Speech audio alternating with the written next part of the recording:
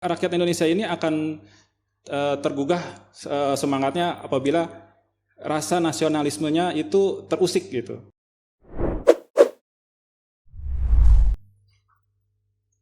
Halo sahabat BPHN, insan pengayoman, dan sobat juara di seluruh Indonesia. Selamat datang bergabung dan mendengarkan podcast kita pada program Juara, Jurnal Refinding Bersuara, Suara Hukum Indonesia.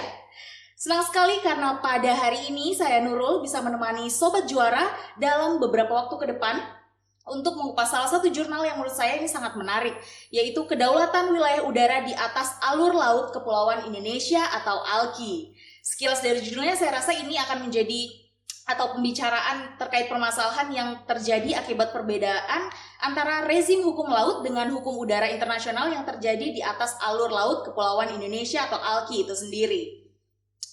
Hal ini juga menjadi menarik karena menurut saya untuk dibahas karena mungkin baru banyak terkuak. Ini lebih ke pendapat saya pribadi, yaitu membuka mata terhadap permasalahan laut saat Menteri KKP pada saat Ibu Susi. Banyak fakta yang terkuak terkait permasalahan sovereignty atau kedaulatan, khususnya kedaulatan laut Indonesia. Dan faktanya 2/3 dari wilayah Indonesia merupakan laut yang letak geografisnya itu sangat strategis, di mana Indonesia adalah negara kepulauan terbesar di dunia. Sehingga tentunya jurnal ini menjadi menarik karena tentunya akan membuka cakrawala wawasan kita untuk lebih mengenal kedaulatan negara kita. Tanpa berpanjang lebar, kita sudah ditemani oleh penulisnya langsung, yaitu Mas Danang, penulis dari jurnal Kedaulatan Wilayah Udara di Atas Alur Laut Kepulauan Indonesia atau ALKI. Selamat siang Mas Danang. Ya, selamat siang Mbak Nurul.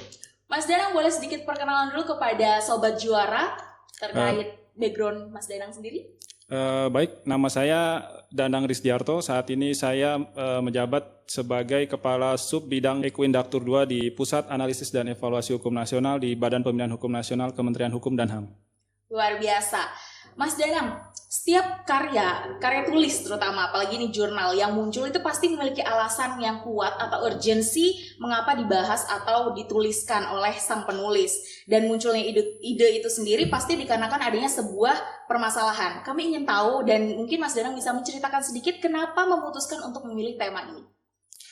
Baik, terima kasih Mbak Nurul. Jadi konsep dasar dari pemilihan tema ini adalah sebenarnya tema ini terkait kedaulatan negara.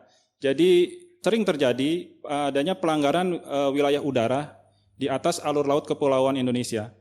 Hal ini bisa terjadi karena adanya perbedaan persepsi antara hukum laut internasional dengan hukum udara. Jadi di hukum laut internasional itu justru mengenal adanya rejim lintas damai. Sedangkan di hukum darat justru tidak mengenal adanya rejim lintas damai yang diatur di Konvensi Chicago. Jadi adanya perbedaan persepsi dalam hukum laut dan hukum udara ini yang sering menimbulkan terjadinya pelanggaran wilayah udara, khususnya yang terjadi di wilayah alur laut Kepulauan Indonesia. Jadi seperti kita ketahui, Indonesia ini negara kepulauan terbesar yang memiliki ribuan pulau. Dan Indonesia ini meratifikasi UNCLOS 1982 yang mewajibkan Indonesia memiliki 3 alur laut kepulauan. Wilayah udara di atas alur laut kepulauan ini yang sebenarnya menimbulkan perbedaan persepsi antara negara kita Indonesia dengan beberapa negara yang belum meratifikasi UNCLOS 1982 ini. Oke. Kalau misalnya seperti itu, terjadi beberapa perbedaan pendapat yang terutama udara dan laut. Bahkan dari penjelasan saya di awal pun itu sebenarnya saya sudah mispersepsi ya, bahwa yang lebih ditekankan pada jurnal ini sebenarnya lebih ke hukum udara. Seperti itu. Nah, kemudian Mas, untuk pembahasannya sendiri dalam tulisan ini, itu apa yang ingin disalurkan oleh penulis atau Mas Danang sendiri kepada pembacanya? Baik, jadi pada tulisan ini sebenarnya saya ingin menginformasikan bahwa terjadi perbedaan pemahaman khususnya di wilayah alur laut Kepulauan Indonesia. Perbedaan itu terjadi karena Indonesia sebagai negara yang meratifikasi UNCLOS itu diwajibkan memiliki alur laut yang bisa dipergunakan untuk kapal-kapal internasional untuk berlayar melewati wilayah Kepulauan Indonesia. Alur laut ini di wilayah udaranya, di atasnya itu di wilayah udaranya ini, dalam hukum laut internasional itu negara seperti Amerika yang belum meratifikasi UNCLOS, mereka menganggap bahwa wilayah udara di atas alur laut kepulauan itu adalah wilayah bebas yang bisa dilalui oleh pesawat terbang yang melintas di atasnya. Sedangkan menurut hukum udara, karena tidak mengenal adanya rejim lintas damai, menganggap bahwa ruang udara itu adalah ruang yang berdaulat bagi negara yang memiliki ruang udara di atasnya. Jadi di sini terjadi perbedaan, misalnya di arus laut yang banyak terjadi di Indonesia itu di arus laut Kepulauan Tiga itu yang di wilayah timur di Selat Banda itu banyak terjadi pelanggaran wilayah udara di sana karena kapal-kapal asing dan pesawat udara asing yang melintas di sana menganggap bahwa melintas di arus laut Kepulauan Indonesia itu tidak memerlukan izin dari pemerintah Republik Indonesia. Tapi menurut rejim hukum udara yang dianut oleh pemerintah saat ini, setiap pesawat udara yang memasuki wilayah udara Indonesia wajib memiliki izin dari otoritas yang berwenang di Indonesia. Dan hal ini sudah diatur dalam Undang-Undang Nomor 1 Tahun 2009 tentang penerbangan yang dikuatkan kembali dengan adanya Peraturan Pemerintah Nomor 4 Tahun 2018 tentang pengamanan wilayah udara Indonesia. Bahwa setiap pesawat udara asing yang melintasi wilayah udara Indonesia itu wajib memiliki izin dari otoritas yang berwenang di Indonesia seperti itu. Sangat menarik ya sahabat BPHN, Sobat Juara terkait jurnal ini sendiri dan penjelasan dari Mas Danang tuh cukup mudah untuk dipahami terutama aku yang juga bukan orang hukum ya. Jadi sebenarnya temuan-temuan tadi sendiri itu sudah cukup bisa menjelaskan terutama yang ada di Selat Banda. Nah Mas, kira-kira nih temuan apa lagi atau kesulitan apa sih yang dihadapi dalam pembuatan jurnal ini? Kalau kita berbicara tentang terkait kesulitan, mungkin karena memang data-data khususnya pelanggaran wilayah udara ini menurut saya cukup sulit diakses karena beberapa data di masalah terkait kedaulatan negara ini adalah data-data yang bersifat rahasia dan tidak bisa dipublikasikan tanpa seizin khususnya dari Kementerian Pertahanan dan Markas Besar Tentara Nasional Indonesia. Jadi memang untuk mendapatkan data itu perlu usaha ekstra dari kita mungkin karena memang terkait beberapa hal yang sensitif dan tidak bisa dipublikasikan secara luas kepada khalayak seperti itu. Jadi referensinya ini dari mana saja Mas? Kalau bicara referensi mungkin saya membaca juga dari beberapa buku terkait kedaulatan udara khususnya dari Profesor Priyatna Abdul Rasid, lalu ada beberapa buku-buku terkait hukum laut internasional, lalu kita bisa mencari juga data-data itu di berbagai media yang mendapat publikasi secara resmi ya dari pihak yang berwenang khususnya dari Markas Besar Tentara Nasional Indonesia Angkatan Udara seperti itu. Oke, Mas Danang, ini lebih ke curiousan aku aja sih. Apakah pernah ada orang luar, maksudnya luar Indonesia yang mengambil tema yang sama pada jurnal yang Mas Danang ambil ini? Kalau dari luar Indonesia, sepengetahuan saya belum begitu banyak ya.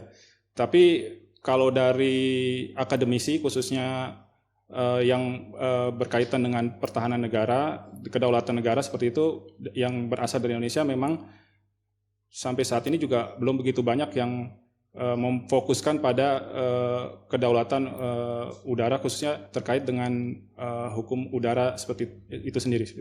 Wah, berarti sahabat BPHN, sahabat Juara, ini jurnal ini salah satu jurnal yang menurut saya sangat kaya dan layak untuk dibaca oleh banyak orang ya di seluruh Indonesia bahkan. Nah Mas, selain akademisi di bidang hukum atau mahasiswa yang sedang mengerjakan skripsi dan tesis, kira-kira kepada siapa atau cocok untuk dibaca siapa aja sih jurnal Mas Danang ini?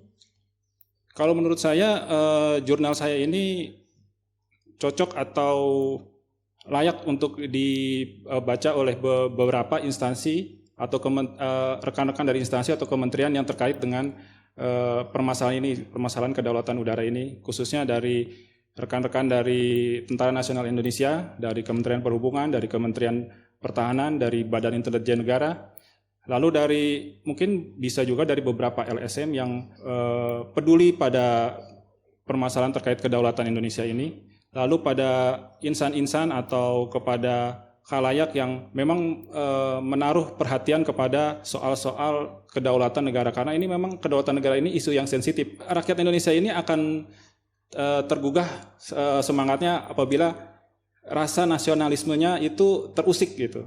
Ini yang membedakan orang Indonesia dengan warga atau penduduk di negara lain, karena memang ini menjadi isu yang sangat sensitif khususnya bagi Indonesia terkait dengan kedaulatan negaranya ini.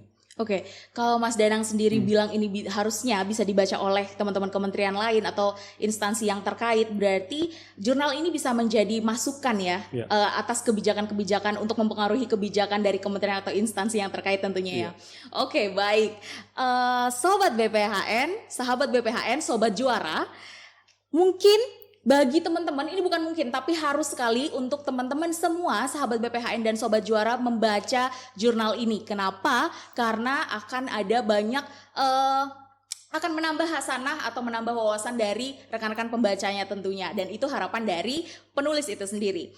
Nah, untuk keseluruhan jurnal dapat teman-teman semua baca secara gratis di website refinding.bphn.go.id. Sekali lagi kita ingin mengucapkan terima kasih kepada Mas Danang karena telah hadir pada program kita hari ini, program Juara, dan tetap semangat untuk menulis atau membuat karya-karya lainnya tentunya untuk pembangunan hukum Indonesia. Well, demikianlah program kita pada episode Juara, Suara Hukum Indonesia kali ini. Kita akan kupas lebih banyak lagi jurnal-jurnal hukum lainnya yang tentunya tidak akan kalah menarik untuk dibahas dan tentunya akan menambah wawasan kita khususnya dalam pembangunan hukum Indonesia. So, stay tune. Jangan lupa untuk tekan tombol subscribe, share, like, dan komen untuk next jurnal yang menurut Sobat Juara menarik untuk kita kupas dan bahas di episode-episode selanjutnya. Saya Nurul, mewakili seluruh kru yang bertugas, mengucapkan terima kasih. Sampai jumpa di podcast Jurnal Refinding Bersuara lainnya. And have a great day, Sobat Juara.